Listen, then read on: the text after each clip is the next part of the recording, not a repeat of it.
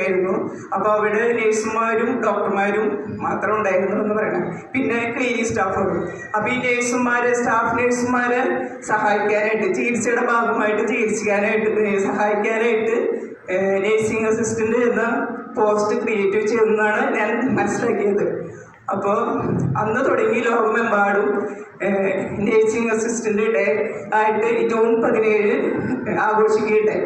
പക്ഷെ നമ്മുടെ കേരളത്തിൽ ഇതിപ്പോൾ 2-3 വർഷം മുൻപേ ഇതറിഞ്ഞിട്ടുള്ളൂ. ഗൂഗിളിൽ സെർച്ച് ചെയ്തപ്പോൾ ഇത് ജൂൺ 17-ാം തീയതിയാണ് ഇങ്ങനെ ഒരു ദിവസം എന്ന് പറഞ്ഞോട്. അപ്പം അന്ന് തുടങ്ങി ഇത് ആഘോഷിക്കുകയുണ്ടായി. നമ്മുടെ തൃശ്ശൂർ ജില്ലയിലാണ് ഇതിന് നാന്ദി കുറിച്ചത്. അതിനുശേഷമാണ് മറ്റുള്ള ജില്ലക്കാർ ഇത് ഏറ്റെടുത്ത് എല്ലാ കൊല്ലവും ഇത് ആഘോഷിക്കുന്നത്. അപ്പോൾ കഴിഞ്ഞ വർഷം ഇങ്ങനെ എല്ലാ ജില്ലയിലും ഇങ്ങനെ ആഘോഷിച്ചിട്ട് ഗ്രൂപ്പിലൊക്കെ ഫോട്ടോ വന്നപ്പോൾ ഞാൻ ചിന്തിച്ചു, എന്തുകൊണ്ട് നമുക്കായിക്കൂടാ? നമ്മുടെ ഹോസ്പിറ്റലിൽ ഇത്രയും സ്റ്റാഫുകൾ ഉണ്ടായിട്ട് എന്തുകൊണ്ട് നമുക്ക് സാധിക്കുന്നില്ല? അന്ന് ഞാൻ എൻ്റെ മനസ്സിൽ ഞാൻ കുറിച്ചിട്ടുണ്ടായിരുന്നു, ഈ വർഷം നമുക്ക് ഇത് ആഘോഷിക്കണം.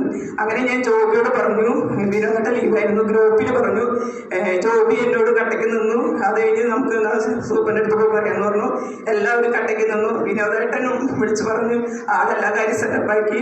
അങ്ങനെ എല്ലാവരും ഗ്രൂപ്പിലുള്ളവരെല്ലാവരും എന്നോടൊപ്പം നിന്നു. ഞാനിതിങ്ങനെ പറഞ്ഞപ്പോൾ എല്ലാവരും കട്ടയ്ക്ക് നിന്നു. എല്ലാവർക്കും ഒരുപാട് നന്ദി. അങ്ങനെ പിന്നെ അടുത്ത വർഷവും ഇനി തുടങ്ങി.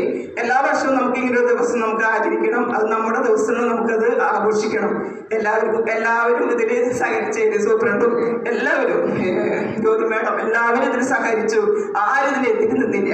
അപ്പം ഇങ്ങനെ ഒരു ദിവസം നമുക്ക് ആഘോഷിക്കാൻ പറ്റിയത്. ഞാൻ നേരത്തെ വന്നിട്ട്, പക്ഷെ ബ്ലോക്ക് കിട്ടിയാൽ ഞാൻ പെട്ടു. ഞാൻ വിനോദിനോട് സോറി പറഞ്ഞു, എനിക്ക് വിഷമമായി നേരത്തെ വരാണ്ട്. അപ്പം ഇതിനോടൊക്കെ ഒരുപാട് കഷ്ടപ്പെട്ടു. എല്ലാവരും, ജോബി വാസൻ എല്ലാവരും ഇങ്ങനെ സഹകരിച്ചു. ഇതിൽ ഒരുപാട് സന്തോഷം. ഒത്തിരി നന്ദി. Thank you.